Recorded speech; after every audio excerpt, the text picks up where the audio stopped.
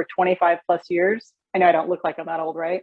I put this together based on some questions I received from PRSA. So that's where I kind of started when I developed this program. The images in this presentation were all taken by me, unless I am in them. And ironically, most of those are shot with a cell phone. So let's get to it. So a little bit about me. I am not a public speaker, and for that I apologize. However, I'm happy to talk with you about what I know, what I've learned while working as a creative professional, serving the clients that trust me enough to hire me for their professional projects. Don't worry about taking notes, just sit back and listen, and I'm happy to send you the notes at the end. If you want to send me a quick email, I'll send those to you. So I'm a Walla Walla girl. I was born and raised and graduated from Whitman College with a history degree. My first job was for Coffee Communications, where I learned photography while assisting a photographer. These images are some of my earliest work, all shot on film. This was during the slide film era, where you had to know what you were doing to get great imagery. There was no guessing or getting lucky back in those days, and film was expensive and it took a while to get back. I even got to shoot with a medium format Hasselblad camera. I moved to Richland when I got married and worked for ImageWorks in Pasco for 13 years as a staff commercial photographer, video producer, and scriptwriter. They closed their doors a year after I was laid off, and it was the push I needed to start my own business and, full time. So I've been owner and photographer of Kim Fetter Photography since 2013. I have done thousands of photo shoots in my career and have shot millions of photos. Last year alone, I did 375 photo shoots and have averaged 355 shoots per year since I started my business. So, if you do the math, that's more than one a day because I did not work every single day. Some of these assignments have included flying around in helicopters and private jets, shooting brain, back, eye, breast surgeries, C-sections, and many more. I've climbed tower cranes, operated lifts, and even have a hard hat with my name on it and steel-toed work boots. I walked through miles of cow muck, countless potato fields, flown all over the US and Canada to shoot people in wheelchairs, shot in many food processing plants and in plenty of radiation zones. I've shot a few celebrities, government dignitaries, and CEOs. My job is literally like one big field trip after another. I always tell people I get to go places most people only get to see on TV, so it's kind of fun.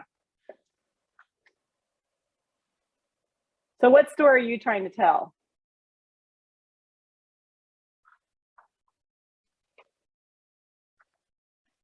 I had a recent conversation with a client who had this to say: storytelling, marketing is storytelling, and you want someone that will tell the story about your business.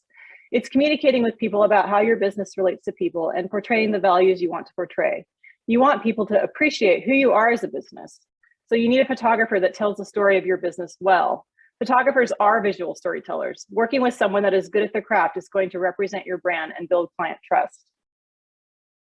So when is good enough good enough? I would argue the longevity of the image has a large part to play when you need great imagery versus good enough imagery. Is this something that will be used over and over? You might consider hiring a professional photographer if it is. Is this something that needs to represent your brand? Consider a professional. Here's something else to consider. With social media and the ability to share over and over, you have zero control where that image ends up. And something you thought would remain local suddenly is being used all over the place with your name on it. So ask yourself, is that something I could live with? Is this a quick press release on Facebook? It might be okay to use yourself. I've lost more jobs like these because companies are fine with using a photo that's quote unquote good enough at this point versus something that's really, really good. So how to get better photos when good enough is good enough?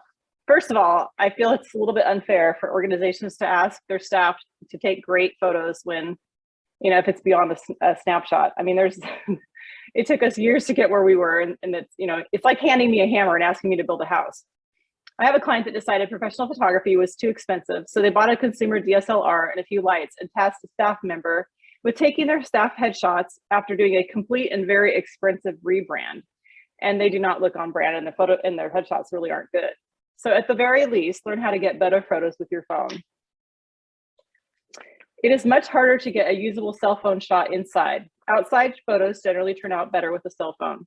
Technology doesn't make this any easier. If you don't know how to use the gear you have, if you are tasked with the one that needs to get the photos at your organization, spend a little time getting to know the tools you've been given. A little knowledge in a tutorial will help.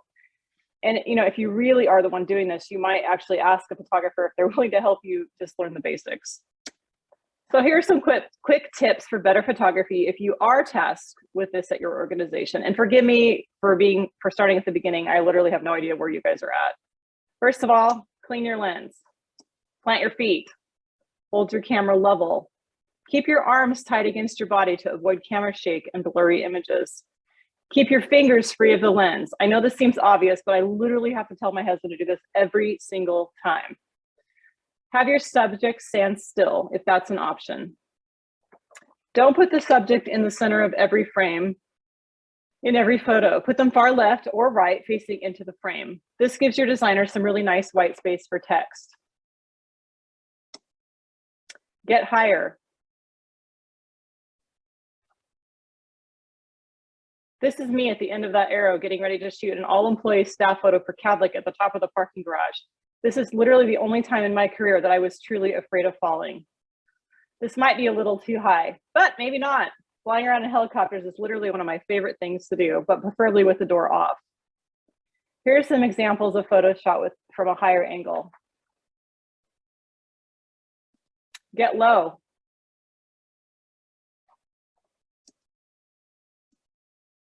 I tell people I spend my life laying around on the job. These are some examples of some photos shot from a lower angle. Shoot both wide and tight. Wide photos set the scene and close-ups show the details. Please do not zoom in with your camera. Get closer with your feet, then get even closer. A lot of what I see online for event photography is taken so wide, there's literally nothing in the frame that draws you in and makes you want to stop and look at it. If you can't get a photo without zooming in on your phone or by standing up front in the way of everyone else, you might consider hiring a professional. Think ribbon cuttings, award ceremonies, group and grins on stage, etc. Make your camera meter off the subject and also focus on them. On a phone, you can do this by tapping on your screen and waiting and then press the shutter. Use the flash as little as possible. Most of the photos I see that were taken with the phone with the flash just don't look good. Try to get something interesting in the foreground. Sometimes an attention-grabbing foreground can make an otherwise boring photo more interesting or draw your eye to the actual subject. Watch what is in your background. Are there items coming out of people's heads? Are there weird signs and distracting elements behind your subject? Would moving yourself 6 inches fix that? I see this all the time at events. I was literally at one last week. Here, let's get a photo together. The shot is inevitably taken with a front-facing camera with a ton of people sitting at tables behind them, talking and eating. Why not move 3 feet where there aren't any people behind them and have someone else take a good photo? Speaking of that front-facing camera, resist the urge to shoot photos with it. The quality is so much worse than the photos you shoot with the larger lens on your camera. Just stop for a second and look at the size difference of that lens versus the one on the back of your phone. In my opinion, the only thing that front-facing camera is good for is FaceTime with your mom. You can see in this example that if I had photographed this woman straight on, she would have had a rat coming out of her head. Moving just a bit prevents this. Try not to have your subjects face the sun. I see this more often than anything else. I guarantee squinty-eyed photos if you have the sun nailing them. I try to shoot into the sun from just a little higher angle and expose through everyone's faces whenever possible. Granted, I have better tools for this than most, but even with a cell phone, you can tap the screen to make the camera focus and expose where you are tapping the screen. I cannot tell you how many times I've been stopped and have people second guess me going, well, what are you doing? Why aren't you having people face the sun? Because I don't want squinty-eyed photos. There are always exceptions to every rule. If your subjects are doing something, literally anything besides looking at the camera and smiling, you can get away with the sun nailing them. The light is actually pretty good this way, but you do kind of have to watch for shadows. You can always try this trick. Okay, everyone close your eyes. And on the count of 3, we're gonna open and smile, but inevitably there's one person that can't count and or won't have their eyes open, and kids can never seem to figure this out. So when good enough isn't good enough, how to prepare for your marketing photo shoot. What do I look for in a photographer? How can I make sure I get what I need? I asked the client why he hires a professional versus just shooting himself. He's a pretty good amateur. He said, I hire photographers because they're good at honing in on the story I am trying to tell. They bring that photo down to the basics and cut out all the noise with great light, composition, garner emotional expressions. I know it took years of practice to make this all come together quickly on a shoot. I just can't do that myself. Before you start looking for a photographer, start with some key questions. What story are you needing to tell? Why are you needing a shoot? Are there brand standards that need to be met and adhered to? How will the images be used? What is the need? Who is your target audience? If you don't have any idea how to answer at least some of these questions, you start your project off by setting one up for failure. I like to use the example of bring me a rock. So the client says, hey, bring me a rock. So you bring him a rock. They're like, well, no, I don't want that rock. I want a smooth rock. So you bring him a smooth rock. Well, I didn't want that one. I wanted it to be smooth, but also gray.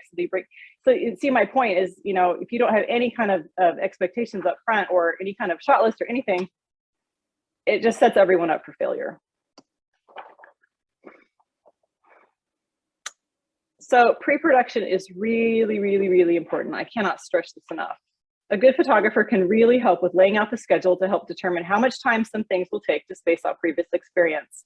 Timing can play a big impact on the overall success of a long shoot day with multiple locations. Here are some other items you should discuss. Will you need to get special permission to shoot in an area? Is the location only available during certain times or days? Do you need to find models or props to accomplish the shoot?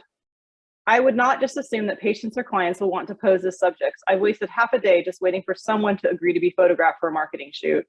It's best to line up people ahead of time, as there is no guarantee that you will get your demographic or if the people will be dressed properly to match your branding at all. What is the plan if the weather isn't cooperating?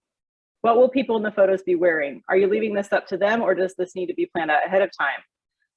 Although logos and graphic tees can be edited, it will add to the cost of your project. It's better to have your subject come prepared ahead of time. Is an assistant needed? More on this later. Is special photography gear needed? Do you need to rent something? Is there a hard and fast deadline for finishing images that needs to be discussed up front? I've been hired many, many times where there was no plan at all, and the expectation was for me to make something out of nothing, which, believe me, I've done this plenty of times, but it's not ideal. I honestly don't mind after I've worked with a client a time or two and know what the expectation is and how the images will be used, but definitely not the first time we've worked together. The person that needs to approve the images should be on the shoot to provide direction, watch for details, and approve the images to avoid a possible reshoot, which could literally double your cost on a project. This person should also be in charge of any necessary model releases and manage the shot list. I have a client who jokingly says, my #1 job as the art director is making sure the trash can isn't in the photo. For larger production shoots, you might consider having a makeup artist or hairstylist on set to lightly powder shiny heads and fix stray hairs. This will save exponentially on editing costs later and also make the subjects look good up front versus sometimes looking like plastic or Barbie with bad editing. Hire a commercial photographer that understands how to light and can work quickly enough to get the variety of shots that tell your story and that knows how to create in any environment. You want someone who has the experience to be able to pivot quickly and problem solve without wasting the time you are paying for. There aren't that many of us doing commercial work, and even less of us regionally that are doing it well. It takes a higher level of skill and gear to be able to make something good out of something that is often less than ideal. Ask yourself, is this someone I want to spend the day with? And is this someone I am comfortable working with my staff? I recommend at least talking with a photographer on the phone to get a sense of this if you've never met them. Better yet, meet them in person. And not every photographer is good at storytelling or capturing emotion. I would check websites, read reviews, and even better, ask someone that has worked with a photographer before about their experience. Some thoughts on cost. This infographic is a pretty good illustration of the production triangle. If you want something cheap and good, it won't be fast. If you want something good and fast, it won't be cheap, etc. So when should I hire a photographer? Hire a photographer for headshots. Headshots represent who you are as a professional. Why would you use a portrait that is anything less than professional? Personally, I tend not to trust people when I see typos in their marketing and a headshot that isn't good. When you light something, you send a powerful message to someone that is seeing your portrait. It sends a message of importance. High-end marketing pieces, like anything that will be printed in a magazine, brochures, trade show booths, websites, direct mail pieces, etc. When you can't represent your brand well by doing it yourself, I asked another client why he hired a professional. He said, the distance between something ordinary and extraordinary isn't very far. It can be the difference of one flash firing or not. The years of experience equals a good product in exponential ways. Posing, working with clients, lighting. Average photos are average in a million different ways. A professional photo is good because of a laundry list of details that have been managed, which is something that is learned over time. And also when you don't want to be the ones distracting everybody else behind you as you hold your camera phone up to shoot in a dark room at an event like a concert or convention. I can't tell you how many band concerts I have been to for my kids where all you really see is a sea of bright cell phones recording the event. It is extremely distracting. Professional photographers will get the photos for you while allowing your guests to have a great experience at your venue. How to get better photos of subjects that really aren't that interesting. I would argue that most commercial photography fits into this category. Subjects like service and industry photos, doctors with patients, staff working with clients and patients,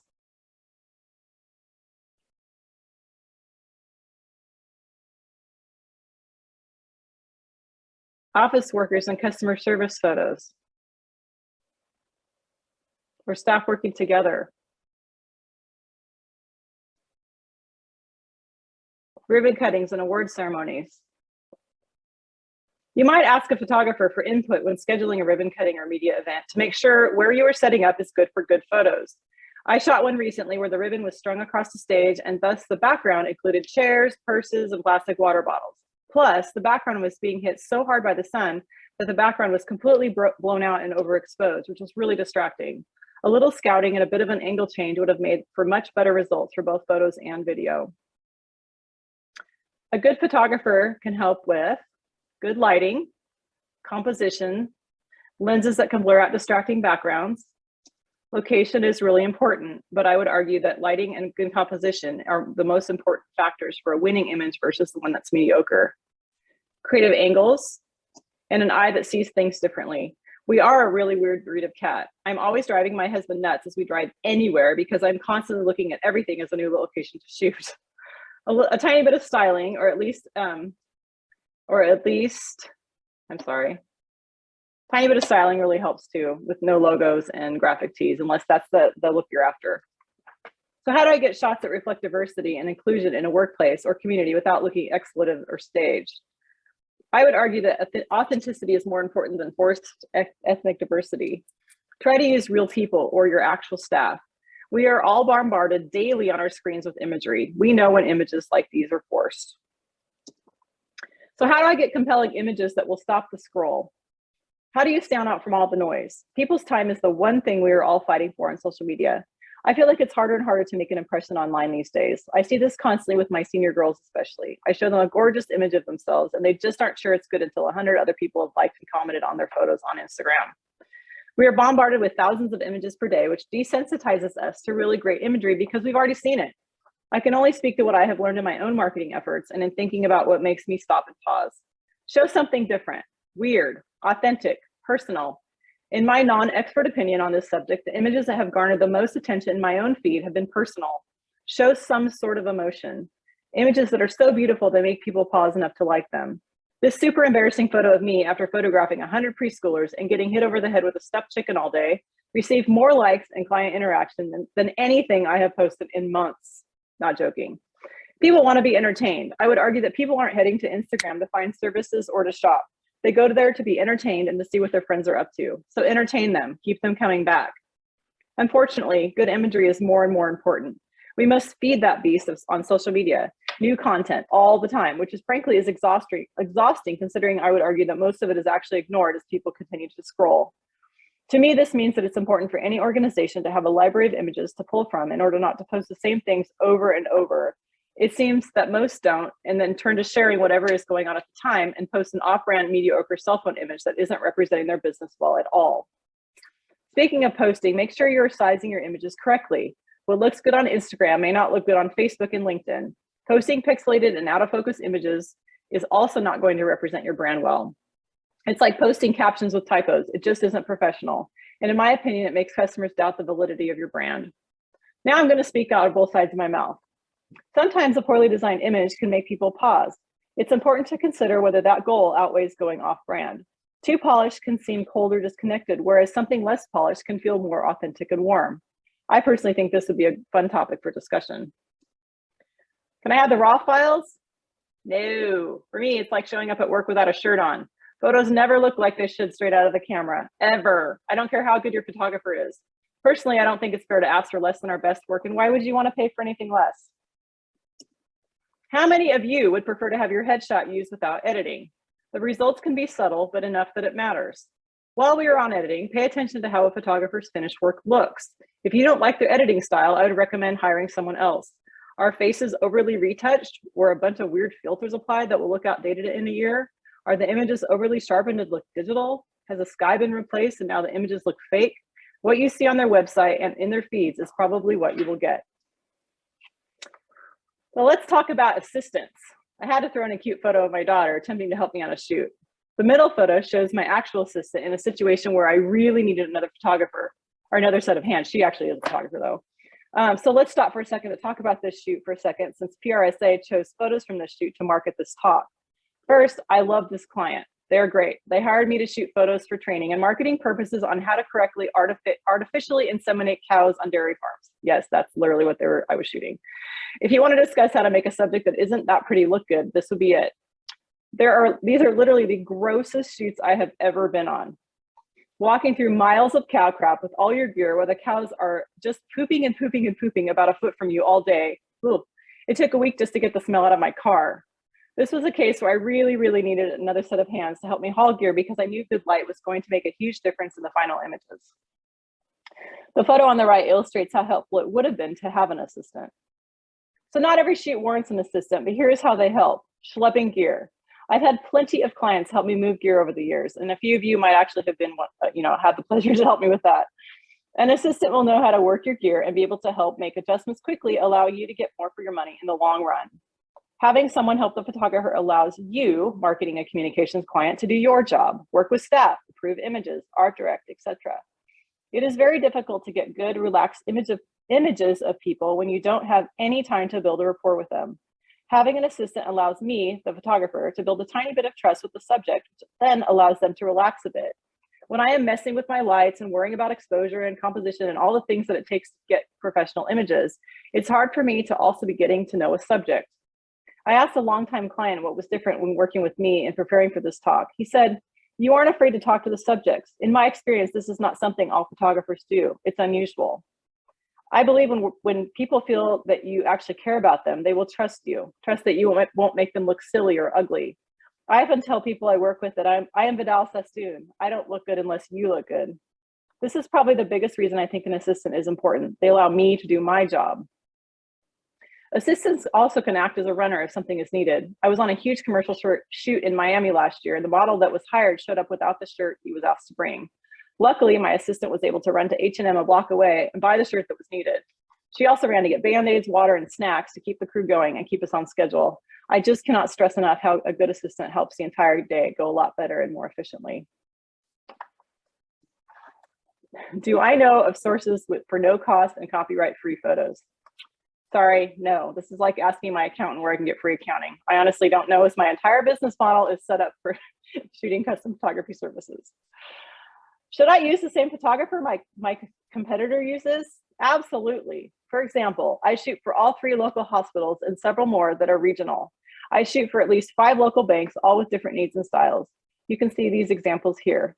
There's nothing directly linked to photography that is so proprietary, you can't use the same photographer. Many clients require a non-disclosure agreement. No photographer that wants to work with you again is going to break that. And a photographer worth their salt is able to shoot to more than one style and is able to shoot for your brand and not just how they think things should go. So how do I know what I'm going to get when I hire a professional? When shopping for a professional photographer, it's hard to compare apples to apples. Pricing may be different, language may be different. How fast does that photographer work? Are they more expensive per hour but work twice as fast? That more expensive photographer might be cheaper in the long run. Are they going to do whatever it takes to get the job done? I have a client that flies me all over the US to shoot marketing photos for them, and I'm actually headed to LA next week for a shoot with them. They needed a quick shoot in Nashville where they are headquartered, so they hired someone local. She was so timid, she was afraid to stop the videographer who was running the shoot to insist they pause so she could also get what she was hired to do. The client shared with me that they got almost nothing they could use. So you want a photographer that will step in and get what you hired them to get. Can they problem solve quickly, or are you paying a premium for them to learn as they go? What are the deliverables? What are you getting? What usage rights are you paying for? How many final edited images are you getting? Personally, I hate this question because it's hard to know what that final number will be after all is said and done, but you should still ask. Photography is one of those professions where you don't need a degree or certification to do it well. I don't have either. In fact, I've never had a photography class. Many photographers like to tout their certification, but their work still isn't good and or they aren't great at providing customer service or getting images back in a timely manner. Do your research. Ask for a quote. Ask questions.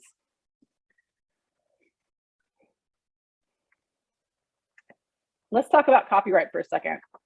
Just because you find an image online does not mean that you can share it or use it. In fact, I would argue you probably shouldn't.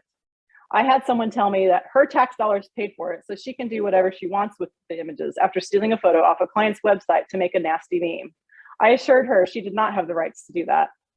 The person that pushed the shutter is the copyright owner, by definition. Most photographers sell usage of their work, not copyright. If you want to pay for all rights, it will generally cost you a lot more. When is sharing online okay? With social media the go-to these days for marketing, is it okay to share someone else's post? Probably, but consider tagging the photographer if possible. If you're using it to share information, I would argue it's probably fine. If you're using it to market your own services, you should pay for that usage. I'd also like to point out that investing in a well thought out photo shoot will result in a stock library of images for you to pull from. So you spend $1,500 now and get a library of images, or you spend $150 10 different times over the course of a year. In the end, you're coming out a lot further ahead if you do a little planning up front and a little budgeting. You're going to have a library of images to use, not just one or two.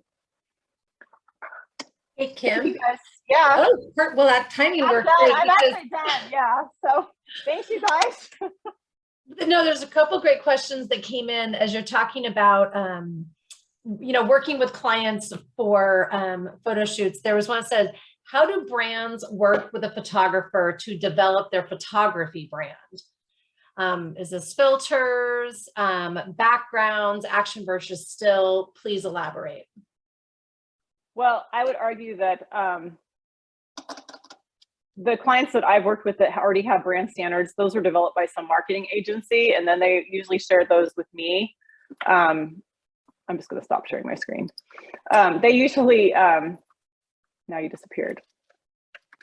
Yeah, usually a marketing company has already developed those brand standards, and then they, share with me that they need a really clean, white, way of working. I had a recruiting company recently contact me, and they had some very specific guidelines for their headshots. They weren't supposed to be stuffy. They were supposed to show some personality, shot on a white background, and then cut out, and then they had to be added to certain backgrounds later. So usually when somebody comes to me, those standards have already been developed, and then they just tell me, look, I need images that are like this, or they need to be, everything needs to be far right, or they need to be super horizontal so they fit on our website correctly, or I need, shot certain ways, and then they send the guidelines to me. Now, if those aren't super clear, then do you help them develop those as you take the shots and get feedback like on the spot with them as you're working with them, or?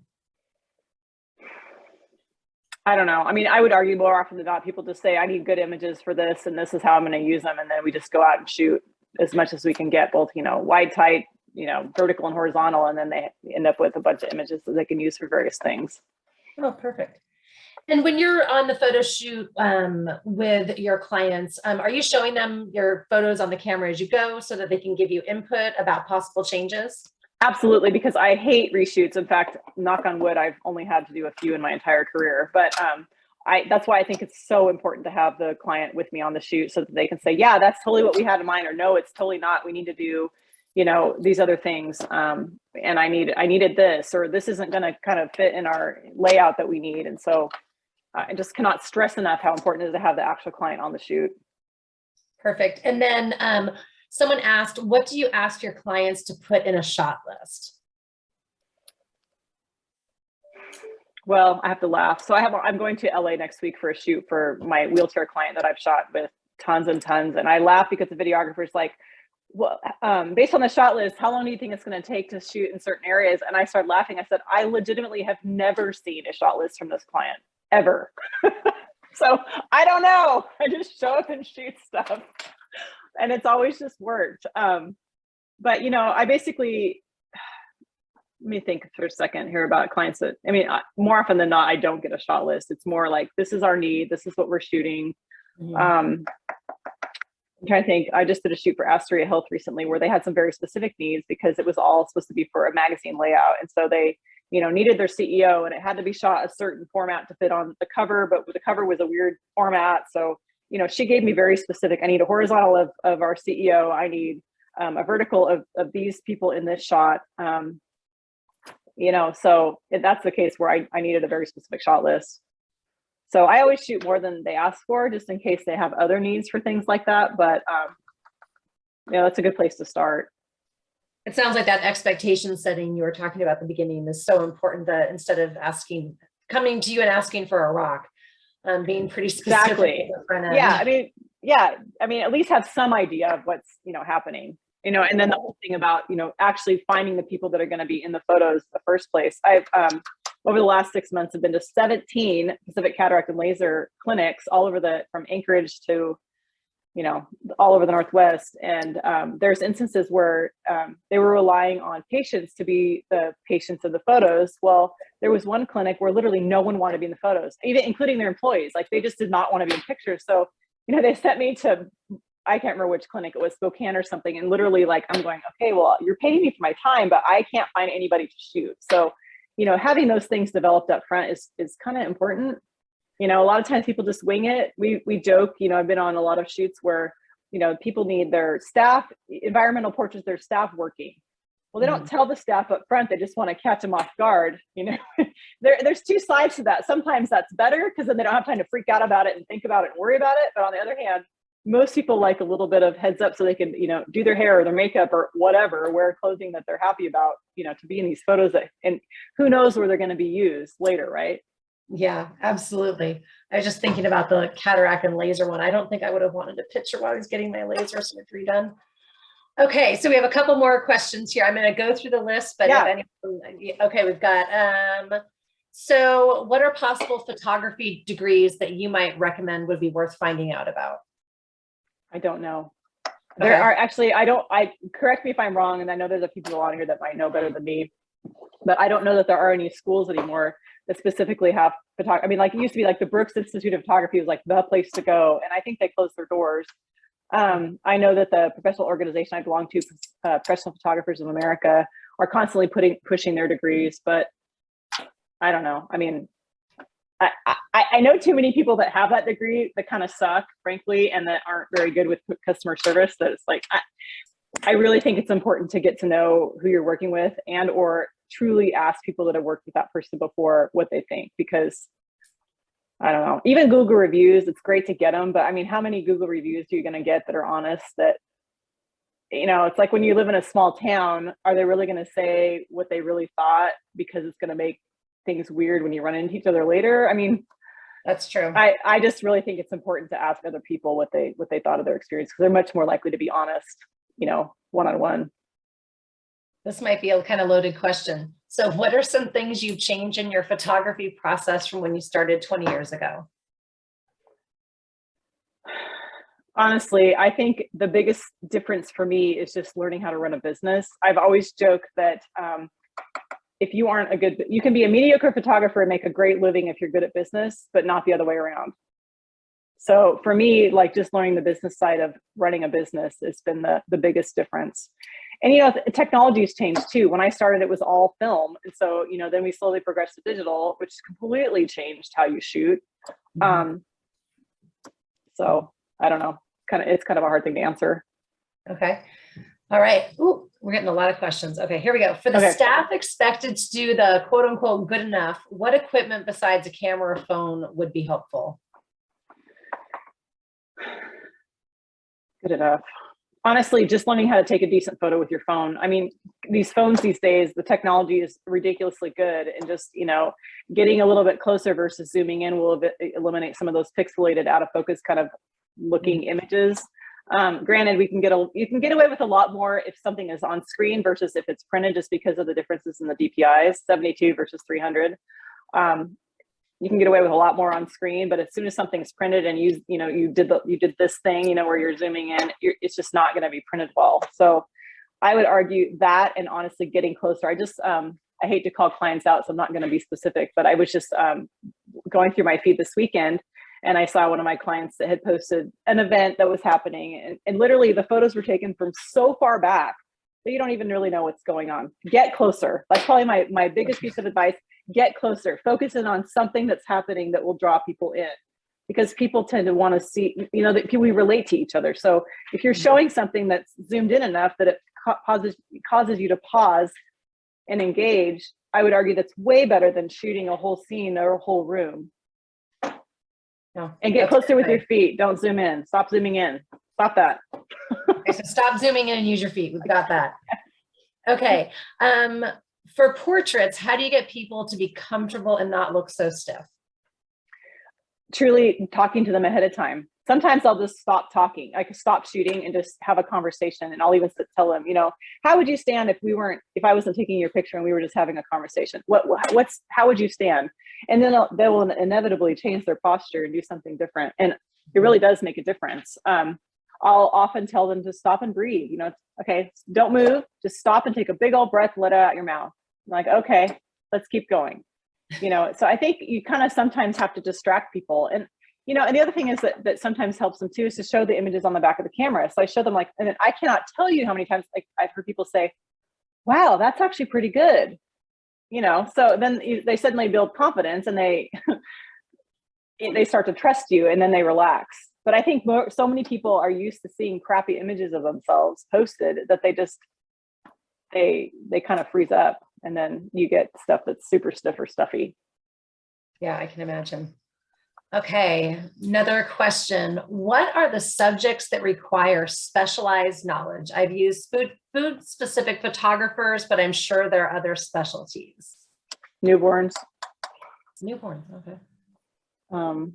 Yeah, I don't really like shooting newborns just because there's people that are really good at it and there's people that struggle with it like me. I'd much rather be in a tower crane with hard hat and boots on than shoot newborns. Trying to think. I guess underwater would be another one where it's very specific. I've never done that. Yeah, I don't think you necessarily have to be a food photographer to do good food work, but that's good. I don't know. I guess honestly, I'm kind of a weirdo in a lot of respects because I've been told for years that I need to specialize and do only one thing. And for one, I just think I have too much ADD to be happy doing that. But I pretty much shoot everything between, you know, besides, you know, babies and boudoir. I just don't care for either one of those subjects, but literally, I don't know, kind of figured it out. Architecture might be another one where there's very specific people that are really good at it. I don't know. Okay. All right. Do you have any camera recommendations or are loyal to a specific brand? And they followed up with thank you.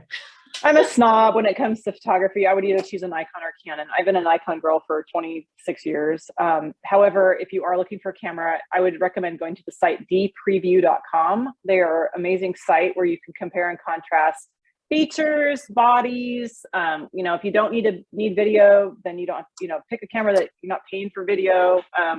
But they've got, it's just an amazing site with tons of reviews. You know, people ask me all the time, well, what camera should I buy? I don't know. Buy the most expensive camera you can afford that still meets your needs. That's how I always say. But I mean, for me personally, I buy professional bodies because of the kind of work I do. So I don't really know about prosumer versions. But dpreview is a really good site to kind of use as a reference. The other thing you might do is call B&H and just start asking questions. Those guys are amazing and they're very knowledgeable. Okay, D&H and Deep Preview, you said? B&H, B as in boy, and Okay. H, they're in New York. They're amazing. But dpreview, like D as in dog, preview.com, dpreview.com. Okay, perfect. Okay, are there any other questions? I think I might have captured all of them, but I would welcome anyone to type them in or turn your mic on and go ahead and ask a question. I'm curious, can I ask a couple questions? Sure. What has stopped a few of you from hiring a professional photographer?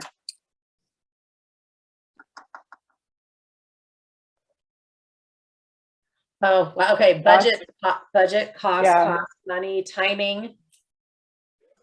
Yeah. It's B and H. There you go. Somebody's corrected. Yep, that's B right. and H. Oh, perfect. Thank you. Mhm. Timing, budget, travel needed.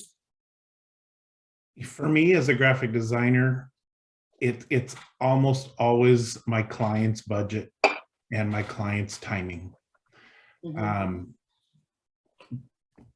And I try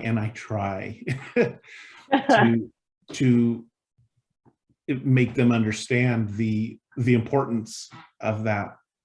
But quite often when you're working with, and I tend to, I guess it's a little bit my niche too, is I'm working with I kind of work with small micro businesses, and they just don't have the budget. Yeah. And I have thought many times about, you know, seeing if there's a way to, as the designer, work with a photographer and build a stock, kind of build my own stock image portfolio that I can share with my clients and things like that, so that my clients end up sharing the cost of a cross. But if you're doing something so specific, yeah, and most of these businesses are pretty specific. Yeah, in terms of showing imagery that relates to their own businesses. Mm-hmm. But Kim and I worked together many years ago, and I got so spoiled as a graphic designer at Coffee Communications because we had Kim there. So every photo we needed was a custom photo shoot. Mm-hmm. And then you move away from that atmosphere, and it's kind of rough for a while. Yeah, we were pretty spoiled. Real spoiled. Well, and honestly, even in my experience, I've had clients that kind of come and go over the years. I'll work a lot with them and then kind of hear nothing, and then they'll come back 5 years later and suddenly work together again. But I've seen that especially with like my local hospital clients, where they just don't have marketing budgets anymore. They're bought by, you know, Providence, and Providence is expected to give them whatever stock photography they're using, and they're not hiring local photographers anymore to do their custom work. I see that happening a lot. I'd like to go out on a limb here and just say, if any of you here are in the realm of working with clients, don't ever assume that a custom photo shoot isn't in their budget. Always, I would agree with that. Always, yeah, I would agree with that. Propose that to them, because you never know when they're going to go, oh, well, yeah, I was, you know, planning on that. Well, and to be honest, there's been a lot of times where I'll propose the budget, but I'm like, let's, you know, talk about this if we need to massage it a little, because maybe we can do something to save a little time, or, you know, if they do a little bit more pre-production on their end, then it saves me some of that budget, and I can do it for a lot cheaper than they thought we thought we could in the beginning, just by changing a couple little things. So yeah, don't be afraid to ask in the first place. Also, I like what you just said too, don't assume it's going to be too expensive. Yeah, that irritates me when people just assume that it's going to be too expensive. And granted, it might be, but you know what? There's so many people doing this that, you know, the chances of finding somebody that can do it for your budget are pretty good these days. I see that. Go ahead. Oh, do you see the question? Did you see the question? Yeah. And so Jennifer said something about larger networks. I would argue there's a lot of us involved in, you know, professional organizations where we could help you find somebody in another area too. Drone photography, no, man, I prefer to shoot from a helicopter. Sorry. Truly. And actually, I was hired a couple years ago to do a really big job for both the Red Mountain AVA, Benton PD, and a few other people, where they needed me to shoot from a helicopter because drones don't get high enough and they couldn't show the entire area that needed to be captured in one photo. The other thing that I found kind of interesting was hospital clients actually prefer people to shoot out a helicopter versus drones, because they always get reports of like, why are people spying on me outside my hospital window? Yeah. So no, I know it's like there's enough local people doing drone work that I don't feel like I need to. And two, there's quite a bit of training involved to get your certification because of all the FAA requirements and stuff for commercial work. I'm busy enough. I don't feel like I need to do that too. I'm trying to see if anybody else have questions here. The other thing is, I was going to ask is, what makes you guys stop, you know, scrolling through your feed? What are kind of some of the things that make you pause? Well, I love the picture of you, and I just happened to see it the other day. You're standing on the chairs and you're making kind of a weird face. It's not what embarrassing. Yeah, it's not the perfect shot, but it's the perfect shot. And so I had to go look through it because it was wonderful. Well, and I'm serious, that embarrassing photo garnered more comments and more likes than literally anything I've posted in months. And you know, as a professional, it's actually a little discouraging. It's like, oh, great, I have to make a fool of myself in order to get attention. But I mean, I don't know. I even asked my kids who were teenagers, and I said, you know, why do you go to Instagram? They're like, they just want to be entertained. They go to TikTok, they want to be entertained. They don't go to shop. They don't look for services. They don't, you know, it's just, it's hard as a business to know, like, why are we even posting to Instagram in the first place? Because people are ignoring what we're posting. You know what I mean? It's like, so what makes you guys stop and, you know, stop scrolling? You have lots of good comments. Welcome post photos, always make me pause.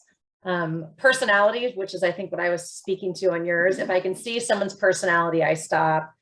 And then photos that make you say, what is this? Why is that person doing that?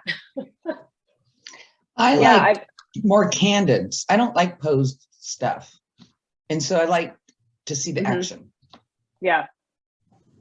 Yeah, a little bit of honest comedy, you know, the pictures that look like there's a tragedy about to happen are always, you know, something that's kind of fun to see.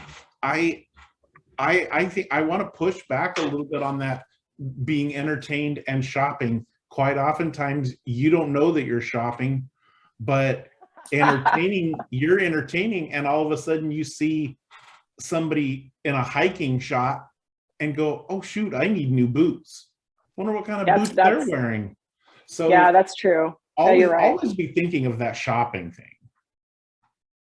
Yeah, we had another comment about candid shops, make them stop scrolling, or something is staged, something from an interesting angle, or something that I can't figure out what I'm looking at. Yeah, I agree with that too. Interesting. For sure. For sure. Business people doing candid things, anything other than staring morosely into the camera. But, you know, I've heard the opposite is true too. I've heard, I can't remember who just told me this recently, because I've been asking a lot of questions while preparing for this.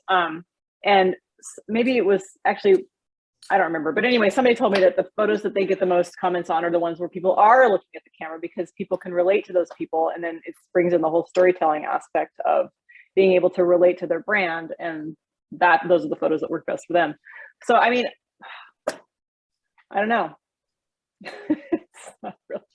Lots of business people jumping hurdles with a briefcase.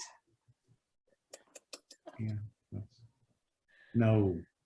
Kim Petcher B&H story? Oh no, what is that? I bought every camera I've ever had from B&H. What, Jennifer, what do you mean? I got to go to B&H in New York. No, they have their ad series that I just love. They're like, this is a real B&H story. You should be featured.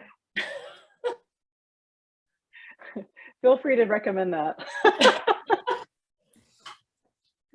That's funny. No, I actually got to stop in at B&H when I was in New York a few years ago, and I felt like I'd won the lottery. It's like, I mean, I was so bummed I only had like 10 minutes to spend in that store, but it was probably really good because I could have easily spent a fortune. There's never enough gear. Always need more. All right. Are there any other questions? Kim, do you have any other questions? Yeah, I think we're going both.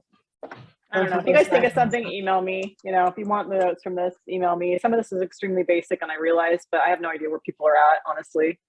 I just know what I've seen posted by, you know, the good enoughs. You know, trying to get better photos, but yeah. Okay, well, Kim, I think we are gonna, so we did record this, so we'll play it again. And for any of you who are interested, you can watch it again. Kim gave lots of great tips. So thank you so much for your time. And before we hop off, I'm gonna try and share my screen here really quick and share with you our upcoming, yeah, there we go. Here is our upcoming next webinar that is coming up. It's called Find Your Vibe. I hope everyone can see that. It is called Find Your Vibe on Thursday, May 26th from 12 to 1 p.m. with Bethany Lee. She is going to teach us how to learn to hype and promote your organization as the industry leader you are on social media, gain confidence with some easy tips and tricks, view good and bad examples of social media, and change the way you think about tackling the digital world. So go ahead and log into that and get registered. Looks like it is going to be a great event. So we're looking forward to seeing everyone there.